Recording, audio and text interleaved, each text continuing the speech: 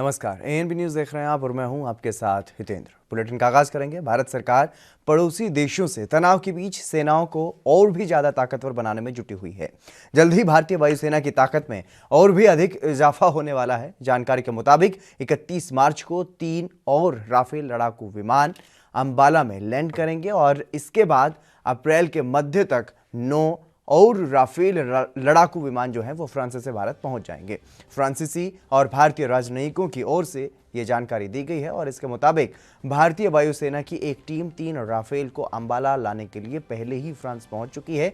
उम्मीद की जा रही है कि राफेल के इन 3 लड़ाकू विमानों की खेप 31 मार्च को भारत पहुंच जाएगी। जानकारी के मुताबिक 3 राफेल विमान बारडॉक्स में मैरीग्राक एयरबेस से 31 मार्च की सुबह 7 बजे उड़ान भरेंगे। शाम को 7 बजे के करीब गुजरात में लैंड करेंगे और 9 विमानों का अगला जत्था जो है वो अप्रैल में भारत आएगा और इनमें से 5 विमानों को उत्तरी बंगाल में हाशिमारा एयरबेस पर तैनात किया जाएगा। बता दें कि भारत में फ्रांस सरकार के साथ सितंबर 2016 में 36 राफेल लड़ाकू विमान खरीदने के लिए 59,000 करोड़ रुपए का रक्षा सौदा किया गया था। फ्रांस की कंपनी दसा एविएशन से 5 राफेल विमानों का पहला बेड़ा 28 जुलाई को भारत पहुंचा था और इस बेड़े ने फ्रांस से उड़ान भरने के बाद संयुक्त अरब अमीरात में हाल्ट किया था, जहां पर उसने ईंधन भरा था। और राफेल के पहले बेड़े को जब वायुसेना में शामिल किया गया तब रक्षा मंत्री राजनाथ सिंह ने इसे गेम चेंजर करार दिया था। उनका यह दावा था कि राफेल के साथ वायुसेना ने तकनीकी स्तर पर बढ़त हासिल कर ली है और राफेल नवीनतम हथियारों और सुपीरियर सेंसर से लैस लड़ाकू विमान है।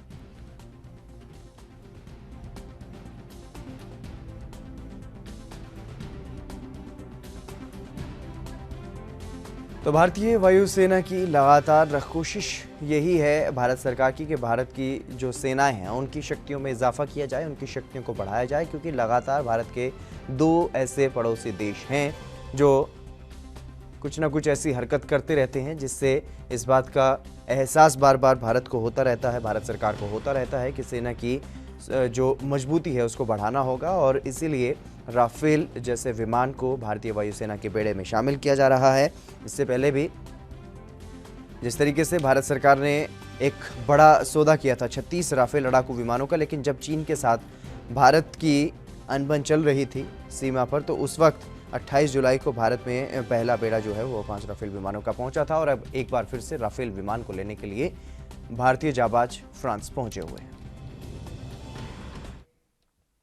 वहीं पश्चिम बंगाल में दूसरे चरण के मतदान को लेकर के सभी पार्टियां अपनी तैयारियां जोरों शोरों से कर रही हैं। इसी क्रम में टीएमसी प्रमुख ममता बनर्जी ने अपने चुनावी क्षेत्र नंदीग्राम में व्हील चेयर पर रोड शो किया। उनका रोड शो खुदेराम मोड़ से नंदीग्राम के ब्लॉक 2 में ठाकुर चौक तक हुआ। रोड शो में सैकड़ों स्थानीय लोगों और पार्टी कार्यकर्ताओं ने हिस्सा लिया और ममता बनर्जी जिंदाबाद के नारे लगाए गए। तृणमूल अध्यक्ष ने घोषणा की है कि वो गुरुवार को मतदान होने तक नंदीग्राम में ही रहेंगी। और वहीं इसी बीच बीजेपी ने बंगाल के गलसी से विकास विश्वास को अपना उम्मीदवार बनाया है।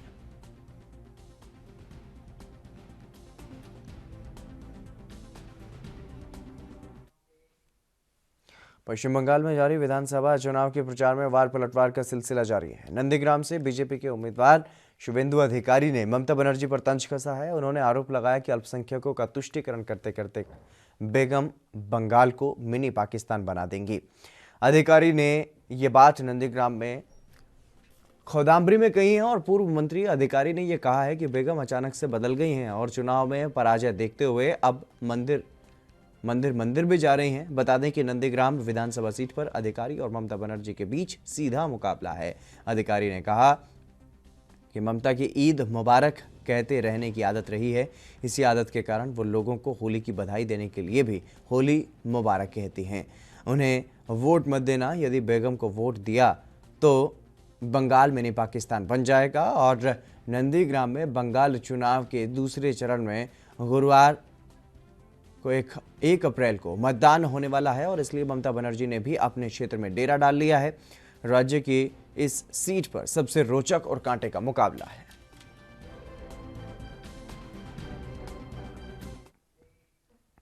वहीं एनसीपी नेता नवाब मलिक ने बीजेपी पर जमकर निशाना साधा है। उन्होंने यह कहा है कि बीजेपी पहले कहती थी कि 1 महीने में महाराष्ट्र की सरकार गिर जाएगी, फिर अफवाह फैलाई गई कि विधायक टूट जाएंगे, फिर कहने लगे कि राष्ट्रपति शासन लगेगा। अब भ्रम फैला रहे हैं कि बीजेपी के साथ राष्ट्रवादी कांग्रेस पार्टी जाएगी।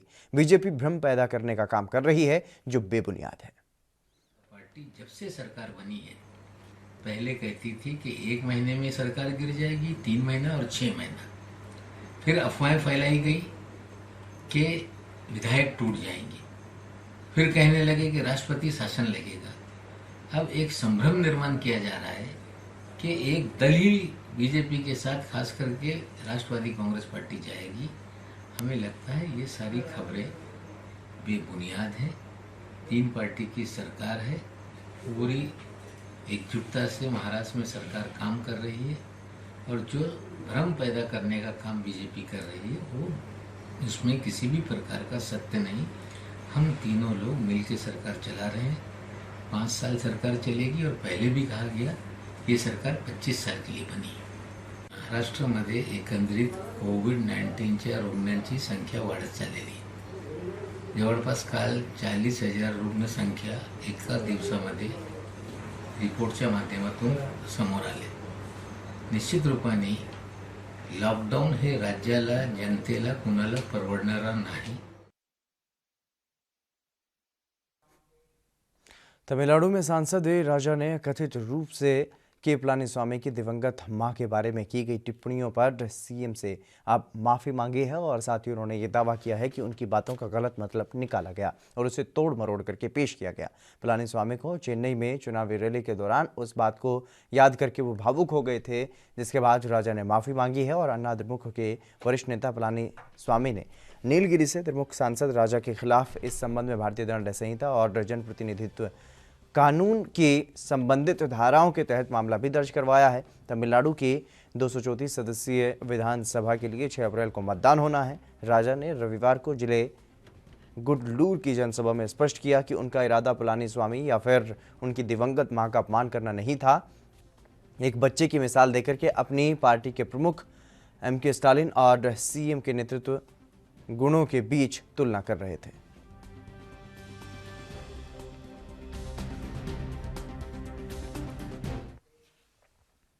देश भर में कोरोना का कहर लगातार बढ़ता जा रहा है और हर रोज संक्रमण के नए मामले रिकॉर्ड तोड़ने में लगे हुए हैं। महाराष्ट्र, कर्नाटक, पंजाब, केरल, छत्तीसगढ़ और गुजरात ऐसे राज्य हैं जहां पर कोरोना के मामलों में हर रोज इजाफा हो रहा है और वहीं कर्नाटक सरकार ने कोरोना संक्रमण के बढ़ते खतरे को देखते हुए अब सख्ती बढ़ा दी है। कोरोना के बढ़ते मामलों के बीच कर्नाटक सरकार ने सोमवार को बड़ा फैसला लिया और कहा कि आज से 15 दिनों तक कोई भी विरोध प्रदर्शन या फिर रैलियों की अनुमति नहीं दी जाएगी।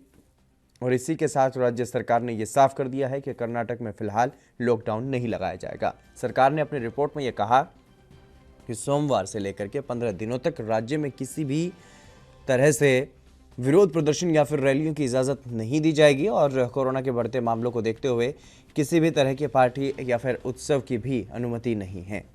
इसी के साथ मास्क न पहनने वाले लोगों के खिलाफ सख्त कार्रवाई की जाएगी।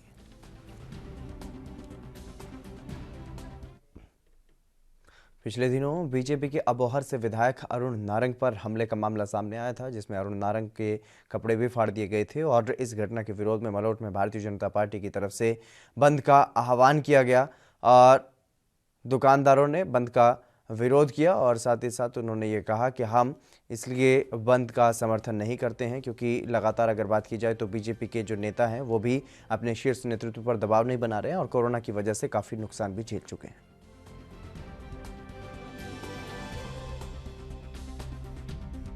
देखो जी, इस तरह भी असीं भी चाहते हैं भी जो होया माड़ा होया, पर बंद देण नाल कोई मसला हल नहीं होंदा। मैं भी इन्हां दी गल नाल सहमत हाँ भी जो मतलब उन्होंने जिन्हों ने गलत काम किया है उन्होंने परचे दर्ज हो गए, 300 बंदे के अनपछाते परचे दर्ज हो गए, 5 बंदे फड़ के भी अंदर कर दिते। ये तो चलो कोई हल हो जाऊगा, पर जे आप आके बाजार बंद करा के इस तरह कोई मसला हल नहीं होना। सगों बीजेपी वालों चाहिए भी मोदी के दबाव पा के किसानों के मसले हल कराउण। जो भी दुकानदार कारोबार से मंदी च चल रहा है वो जिन्ना चेर बीजेपी वाले मोदी दबाव नहीं पाएंगे उन्ना चेर कोई मसला नहीं होना। देखो जी, बंद करने में सानू कोई इस तरह नहीं बंद नहीं किया, बंद कर देंगे। पर की है जी, देखो जो किसान 300 शहीद हो गए दिल्ली के उदों सगों दी भाजपा नूं अगे आना चाहिए सी कि बंद करिए, ਤੇ ਅਸੀਂ ਉਦੋਂ ਵੀ ਕਰਦੇ। ਤੇ ਅੱਜ ਜਦੋਂ ਨੰਗਾ ਨਾਚ ਹੋਇਆ ਜਿਹੜਾ ਇੱਥੇ ਮਲੋੜ ਦੇ ਵਿੱਚ ਪਰਸੋਂ, ਤੇ ਚਲੋ ਬਹੁਤ ਮੱਦਭਾਗੀ ਘਟਨਾ ਵਾਪਰੀ ਹੈ। ਇਸ ਤਰ੍ਹਾਂ ਇਨਸਾਨੀਅਤ ਦੇ ਤੌਰ ਤੇ ਦੇਖਿਆ ਹੋਵੇ ਨਹੀਂ ਹੋਣਾ ਚਾਹੀਦਾ। ਚਲੋ ਅਸੀਂ ਉਸ ਵਿਰੋਧ ਦੇ ਵਿੱਚ ਜੇ ਬੰਦ ਕਰੀਏ ਤਾਂ ਸਾਨੂੰ ਠੀਕ ਨਹੀਂ ਹੈ। 300 ਕਿਸਾਨ ਸ਼ਹੀਦ ਹੋ ਗਏ, ਫਾਂਸੀ ਦੀ ਸਜ਼ਾ ਚੜੀਆਂ, ਅੱਜ 4 ਮਹੀਨੇ ਹੋ ਗਏ ਉਹਨਾਂ ਦੀ ਸੁਣਵਾਈ ਨਹੀਂ ਹੋ ਰਹੀ।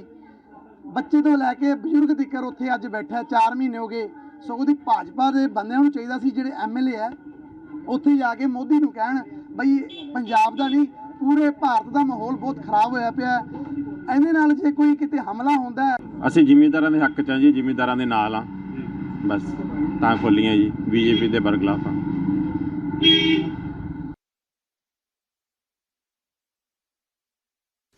होली के मौके पर मुख्यमंत्री जयराम ठाकुर के घर में होली खेली गई। हालांकि प्रदेश भर में सरकार और प्रशासन ने होली पर रोक लगा रखी है, लेकिन कोरोना काल में एक बार फिर से जब मामले बढ़ रहे हैं तो कोरोना के प्रकोप के बीच आम लोगों के लिए प्रतिबंध लगाए गए हैं और प्रदेश में होली के त्यौहार को सार्वजनिक रूप से मनाने पर सरकार ने बंदिशें लगाई हैं। लेकिन सीएम साहब के आवास पर जैसे होली मनाई जा रही है, वहाँ ऐसा लगता है जैसे किसी में कोरोना का कोई खौफ ही नहीं है।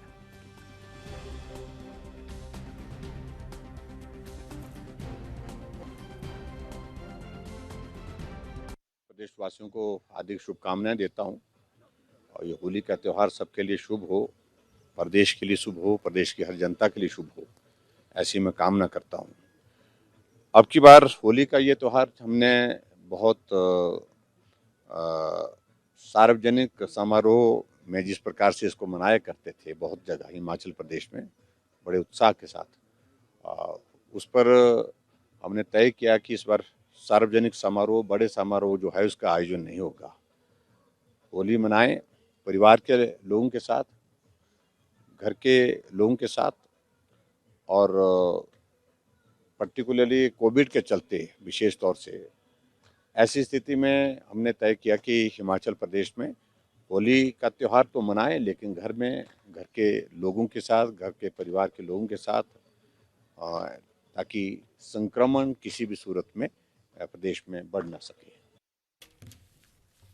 जम्मू कश्मीर के सोपोर में आतंकियों ने बीजेपी के प्रदेश सचिव और बीडीसी चेयरमैन फरीदा खान पर हमला किया है और इस हमले में एक पीएसओ समेत 2 की मौत हो गई है। आतंकियों ने हमला उस वक्त किया जब डाक बंगले में बैठक चल रही थी और इस घटना में कई लोग घायल भी हुए हैं। घायलों को इलाज के लिए अस्पताल में भर्ती करवाया गया है और जहां उनका इलाज चल रहा है, समाचार लिखे जाने तक किसी भी संगठन ने इसकी जिम्मेदारी जो है वो टीआरएफ ने ली है और जानकारी के मुताबिक आतंकवादी हमला करके भागने में सफल रहे हैं। घटना के बाद आसपास के लोग, पुलिस और सेना के जवान तुरंत से घटनास्थल पर पहुंच गए और आतंकियों की धरपकड़ के लिए तलाशी अभियान शुरू कर दिया गया है। और बताया जा रहा है कि कश्मीर के सोपोर इलाके में लेन बिल्डिंग में काउंसलरों की बैठक थी और बैठक के दौरान आतंकी वहां पर पहुंचे और हमला कर दिया गया। हमले के दौरान वहां पर मौजूद पुलिस के एक पीएसओ ने जवाब देने की कोशिश की, लेकिन आतंकवादियों ने उसे भी घायल कर दिया।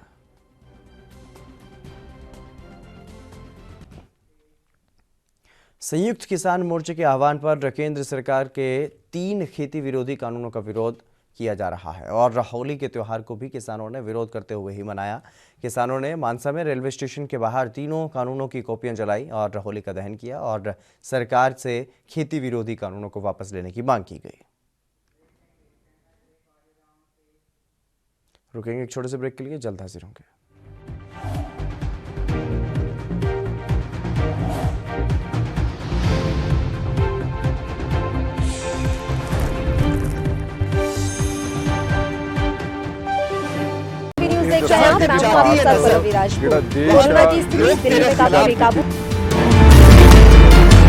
खबरनामा, खबर से असर तक शाम 5 बजे सिर्फ ANB न्यूज पर। कम ब्रेक और ज्यादा खबरों के साथ देखिए ANB news in channel number पर।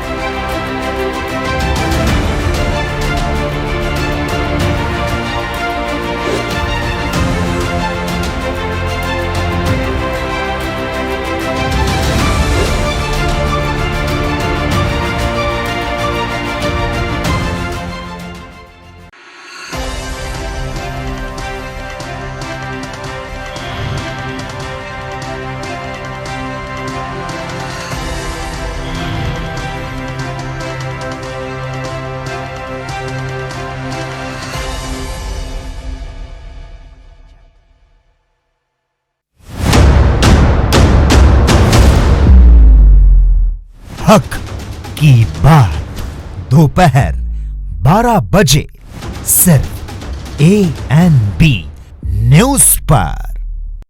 न्यूज देख रहे हैं आप, मैं हूं आपके साथ पल्लवी राजपूत। कोरोना की स्थिति दिल्ली में काफी बेकाबू।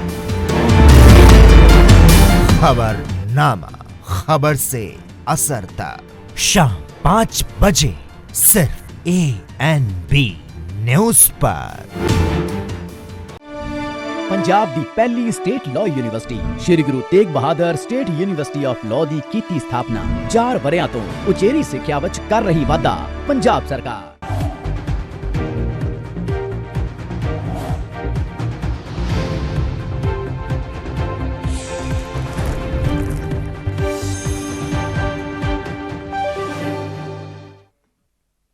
ब्रेक के बाद एक बार फिर से आप सभी का स्वागत है। खबरों में आगे बढ़ेंगे। यूपी के अमेठी में होली का त्यौहार बड़े ही धूमधाम से मनाया गया और इस मौके पर लोगों में खासा उत्साह भी देखा गया, लेकिन कुछ इलाकों में होली का त्यौहार फीका नजर आया। बता दें कि देश भर में बढ़ते कोरोना संक्रमण को लेकर के राज्य सरकारें अलर्ट पर हैं और इस दौरान लोगों से ये अपील की गई कि सोशल डिस्टेंसिंग का पालन करते रहें, त्योहारों को परिवारों के साथ मनाएं। और हालांकि जिले में कोरोना के चलते ढोल नगाड़े के साथ निकलने वाली हुड़दंग टोली का उत्साह नहीं देखने को मिला और इस बार अधिकांश लोग जो हैं होली खेलने के लिए रंग के स्थान पर अबीर और गुलाल का प्रयोग कर रहे थे। यूपी के मुरादाबाद में होली के अवसर पर दिन भर वाइन शॉप और शराब की दुकानों पर शराब खरीदारी की भीड़ जो है वो देखने को मिली और वहीं त्योहार के समय में लोग आपस में ही झगड़ते हुए भी दिखाई दिए। वहीं आपको बता दें कि थाना कटघर क्षेत्र के प्रभात मार्केट स्थित वाइन शॉप पर कुछ युवकों ने मिलकर एक युवक की पिटाई कर दी और इन लोगों के हाथों में शराब की बोतलें थी, जो कि इन लोगों ने जोरदार हंगामा वहां पर किया।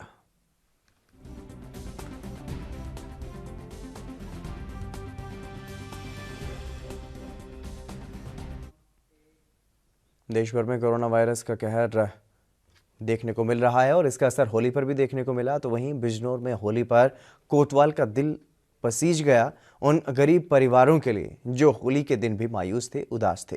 उनके घर जाकर के कोतवाल ने खुशियों से भरी हुई पेशकारियां और मिठाइयां बांटी और घर घर जाकर के कोतवाल ने बच्चों को पिचकारी, गुलाल, मिठाई बांटे जाने के बाद अब ग्रामीणों ने थाने के कोतवाल की प्रशंसा भी की है। कोतवाल पवन सिंह शिवाला कलां थाने में तैनात हैं।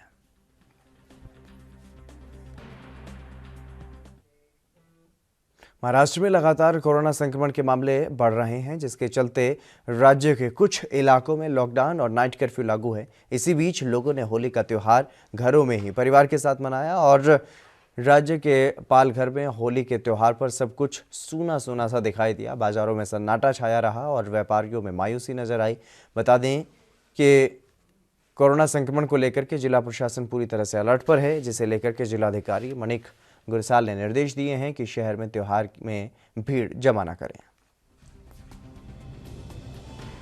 लगातार जिस तरीके से देश भर में कोरोना के खतरे को देखते हुए अलग अलग राज्यों की सरकारों ने गाइडलाइंस जो हैं वो जारी की थी और ये कहा गया था कि सभी एहतियात के साथ होली का त्यौहार जो है वो मनाएं और ज़्यादा भीड़ भाड़ इकट्ठा ना करें। सार्वजनिक कार्यक्रमों पर भी रोक लगाई गई थी और इसके बावजूद ये भी कहा गया था कि परिवार के लोगों के साथ होली मनाएं अपने घर में रहते हुए। उसी का असर देखने को मिला है। ये महाराष्ट्र के पालघर की तस्वीरें हैं, जहां पर बच्चे ज़रूर होली खेलते हुए नजर आए, लेकिन अगर बाज़ारों की बात की जाए तो सन्नाटा पसरा हुआ नज़र आया और दुकानदारों में भी मायूसी, क्योंकि इस बार वो जो कमाई होती थी एक सीज़न या फिर त्यौहार का जब इंतज़ार दुकानदारों को भी रहता है कि हाँ इस दिन कमाई ज़्यादा होगी, तो वो इस बार होती हुई दिखाई नहीं दी और बहुत कम संख्या में लोगों ने मिलजुल करके होली मनाई।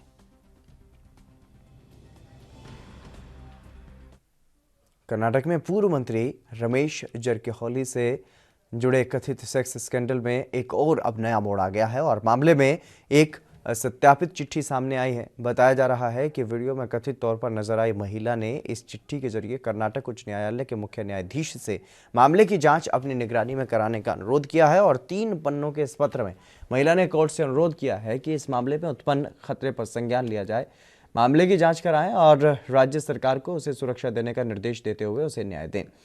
महिला ने आरोप लगाया है कि मामले की जाँच कर रही SIT पूरी तरह से जबकि होली के इशारों पर काम कर रही है। और उधर शिकायत दर्ज कराए जाने के बाद एसआईटी ने महिला की सुरक्षा के लिए 8 सदस्यीय टीम का गठन कर दिया है। और महिला ने पत्र में ये कहा है कि जरकी होली बेहद प्रभावशाली व्यक्ति हैं और वो पहले भी मुझे सार्वजनिक रूप से धमकी दे चुके हैं कि वो अपने खिलाफ आरोपों को खत्म करने के लिए किसी भी हद तक जा सकते हैं।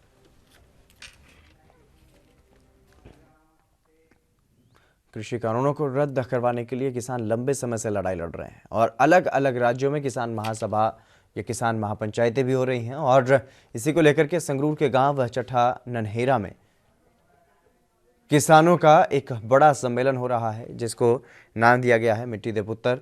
और इसमें किसानी संघर्ष के साथ जुड़े बड़े चेहरे पहुंचेंगे और संघर्ष के साथ जुड़े पंजाबी कलाकार भी विशेष तौर पर हाजिर होंगे।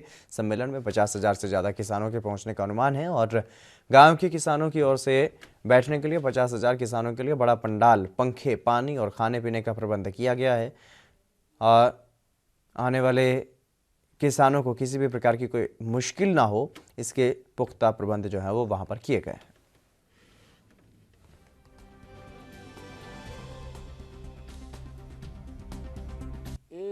ਇਹ ਪਿੰਡ ਚੱਠਾ ਨੇੜਾ ਦੀ ਧਰਤੀ ਤੇ ਸਾਨੂੰ ਇੱਕ ਸੇਵਾ ਕਰਨ ਦਾ ਮੌਕਾ ਮਿਲਿਆ। 30 ਮਾਰਚ ਦਿਨ ਮੰਗਲਵਾਰ ਨੂੰ ਮਿੱਟੀ ਦੇ ਪੁੱਤਾਂ ਦਾ ਮਹਾਂ ਸੰਮੇਲਨ ਅਸੀਂ ਕਰਵਾ ਰਹੇ ਹਾਂ, ਜਿਹਦੇ ਵਿੱਚ ਸੰਯੁਕਤ ਕਿਸਾਨ ਮੋਰਚੇ ਦੇ ਵੱਡੇ ਆਗੂ ਜਿਵੇਂ ਜਗਜੀਤ ਸਿੰਘ ਜੀ ਡੱਲੇਵਾਲ, ਬਲਦੇਵ ਸਿਰਸਾ, ਮਨਜੀਤ ਰਾਏ, ਅਮਨੂ ਕਹਾੜ, ਕਾਕਾ ਸਿੰਘ ਕੋੜਾ, ਸ਼ਿਵ ਕੁਮਾਰ ਕੱਕਾ ਤੇ ਬਲਵਿੰਦਰ ਔਲਖ, ਇਹ ਸਾਰੇ ਬੁਲਾਰੇ ਆ ਰਹੇ ਨੇ। ਤੇ ਜਿਹੜੇ ਕਿਸਾਨੀ ਨੂੰ ਸਪੋਰਟ ਕਰਦੇ ਨੇ ਕਲਾਕਾਰ ਜਿਵੇਂ ਕਿ ਕਰਮਰ ਗਰੇਵਾਲ, ਹਰਫ ਚੀਮਾ, ਪੰਮੀ ਬਾਈ, ਕਰਮਜੀਤ ਅਨਮੋਲ, ਹਰਿੰਦਰ ਸੰਧੂ, ਰੁਪਿੰਦਰ ਹਾਂਡਾ ਤੇ ਹਨੀ ਇਟਵਾਲ, ਚਮਕੌਰ ਖੱਟੜਾ, ਮੱਟ ਸ਼ੇਰੋਂ ਵਾਲਾ ਤੇ ਰੁਪਿੰਦਰ ਜਲਾਲ, ਕਬੱਡੀ ਖਿਡਾਰੀ ਖੁਸ਼ੀ ਦੁੱਗਾ ਤੇ ਆਪਣੇ ਪਹਿਲਵਾਨ ਗੋਲੂ ਚੀਮਾ ਤੇ ਸਾਰੀਆਂ ਮਹਾਨ ਸ਼ਖਸੀਅਤਾਂ ਇੱਥੇ ਪਹੁੰਚ ਰਹੀਆਂ ਨੇ। ਕੀ ਪ੍ਰਬੰਧ ਕੀਤੇ ਗਏ ਨੇ ਜੀ? ਕਿੰਨਾ ਕੁ ਲੋਕਾਂ ਦੇ ਬੈਠਣ ਲਈ ਪ੍ਰਬੰਧ ਕੀਤੇ ਗਏ? ਅਸੀਂ ਜੀ 50,000 ਬੰਦੇ ਦਾ ਪ੍ਰਬੰਧ ਕਰ ਰਹੇ ਹਾਂ ਬੈਠਣ ਦਾ ਤੇ 50,000 ਬੰਦੇ ਦੀ ਅਸੀਂ ਲੰਗਰ ਦਾ ਪ੍ਰਬੰਧ ਕੀਤਾ ਤੇ 50,000 ਦੇ ਅਸੀਂ ਟੈਂਟ ਲਾਇਆ ਤੇ ਬੈਠਣ ਵਾਸਤੇ ਥੱਲੇ ਮੈਟ ਵਿਛਾਏ ਜਾਣਗੇ ਤੇ ਸਾਰਿਆਂ ਵਾਸਤੇ ਗਰਮੀ ਨੂੰ ਮੁੱਖ ਰੱਖਦਿਆਂ ਪੱਖੇ ਲਾਏ ਜਾਣਗੇ। ਚਾਹ ਦਾ, ਲੰਗਰ ਦਾ ਸਾਰਾ ਦਿਨ ਖੁੱਲ੍ਹਾ ਪ੍ਰਬੰਧ ਕੀਤਾ, ਹਰ ਦਿਨ ਲੰਗਰ ਤੇ ਚਾਹ ਖੁੱਲ੍ਹੀ ਚੱਲੂਗੀ। ਇਸ ਸੰਮੇਲਨ ਦੇ ਵਿੱਚੋਂ ਕੀ ਸੰਦੇਸ਼ ਮਿਲਣਾ ਲੋਕਾਂ ਨੂੰ? ਇਹਦੇ ਵਿੱਚੋਂ ਇਹੀ ਸੰਦੇਸ਼ ਮਿਲਣਾ ਵੀ ਸਿਆਸੀ ਪਾਰਟੀਆਂ ਦਾ ਖਹਿੜਾ ਛੱਡੋ, ਜਿਨ੍ਹਾਂ ਨੇ 70 ਸਾਲਾਂ ਤੋਂ ਆਪਾਂ ਨੂੰ ਲੁੱਟਿਆ ਤੇ ਕੁੱਟਿਆ।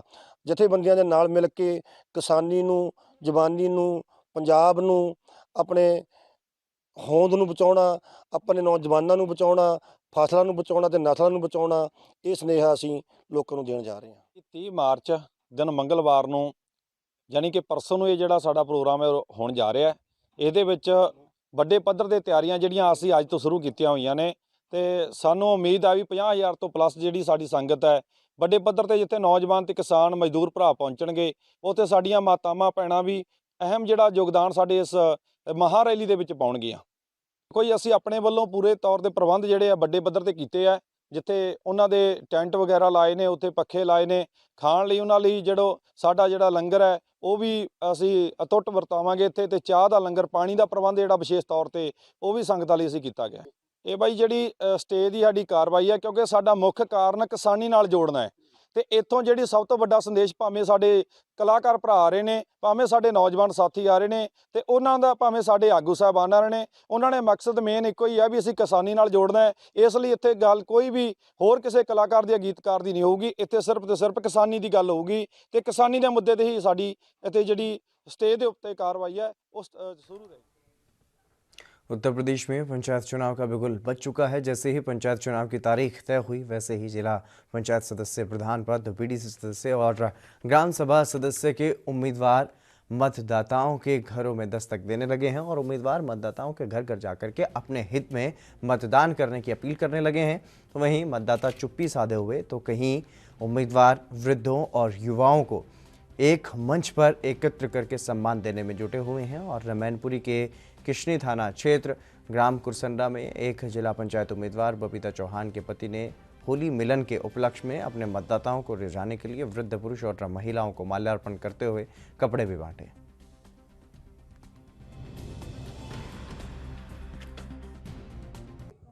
अभी उनकी पत्नी चुनाव मैदान में है जी। क्या इसलिए सम्मानित करते हैं? आए दिन वो हमेशा सम्मानित करते नहीं, हमेशा ही सम्मानित करते थे। तो क्या कहेंगे उनके बारे में? उनके भाई विजयी हों और सहयोग रहेगा। क्या नाम है आपका? जसकरण सिंह चौहान। नहीं, क्यों विजयी हो वो अच्छा काम करते हैं, विकास करेंगे, युवा हैं। क्या पहले से कोई? बिजनौर में एक शोरूम में भयंकर आग लग गई और आग लगने के पीछे शॉर्ट सर्किट को कारण माना जा रहा है। आग लगने से लाखों रुपए का सामान जलकर के राख हो गया है। मुश्किल दमकल की टीम वहां पर पहुंची और आग पर काबू पाया गया। ये मामला थाना नगीना के काजीसराय दोयम का बताया जा रहा है।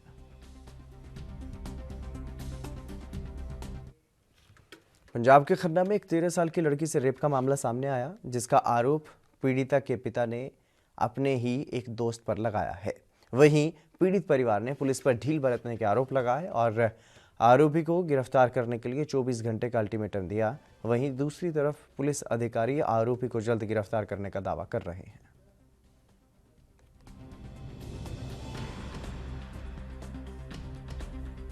मेरी लड़की 13 साल ਦੀ ਸੀ, ਉਹਦਾ ਰੇਪ ਕੀਤਾ ਗਿਆ ਹੈ। 42 ਸਾਲ ਦਾ ਮੁੰਡਾ ਹੈ ਜੀ ਉਹ। ਮੇਰਾ ਯਾਰ ਦੋਸਤ ਸੀਗਾ, ਘਰੇ ਆਉਂਦਾ ਜਾਂਦਾ ਸੀਗਾ ਤੇ ਉਹਨੇ ਮੇਰੇ ਨਾਲ ਯਾਰ ਮਾਰ ਕੀਤੀ। ਉਹਨੂੰ ਤੁਰੰਤ ਗ੍ਰਿਫਤਾਰ ਕੀਤਾ ਜਾਵੇ। ਮੇਰੀ ਤਾਂ ਸਰਕਾਰ ਨੂੰ ਇਹੀ ਅਪੀਲ ਆ। ਤੇ ਤੁਸੀਂ ਕੰਪਲੇਂਟ ਲਿਖਾਈ ਇਸ ਬਾਰੇ? ਹਾਂਜੀ 9 ਤਰੀਕ ਦੀ ਲਿਖਾਈ ਹੋਈ ਹੈ ਜੀ। ਤੇ ਅਜੇ ਤੱਕ ਕੋਈ ਮਾਮਲਾ ਦਰਜ ਨਹੀਂ? ਨਾ ਜੀ ਨਾ, ਹਲੇ ਐਸਐਚਓ ਨੂੰ ਕੱਲ ਪਤਾ ਲੱਗਿਆ ਵੀ ਮੁੰਡੇ ਦੀ ਫੋਟੋ ਕਿਹੜੀ ਆ। ਹਾਂਜੀ, ਪਰਚਾ ਦਰਜ ਹੋਣ ਤਾਂ 9 ਤਰੀਕ ਦੀ ਹੋਈ ਹੈ। ਤੇ ਹੁਣ ਕੀ ਕਹਿ ਰਹੇ ਨੇ ਪੁਲਿਸ ਵਾਲੇ? ਪੁਲਿਸ ਵਾਲੇ ਕੁਝ ਨਹੀਂ ਕਰਦੇ ਜੀ। ਹਲੇ ਤਾਂ ਹੁਣ ਅੱਜ ਆਏ ਸੀਗੇ, ਬੜਾ ਜਿਹਾ ਹੁਣ ਕਿਹਾ ਸਾਨੂੰ ਵੀ ਕਰਾਂਗੇ ਕੁਝ। 24 ਘੰਟੇ ਦਿੱਤੇ ਨੇ ਇਹਨਾਂ ਨੂੰ, नहीं ਅਸੀਂ ਸਮਰਾਲਾ जाम करेंगे।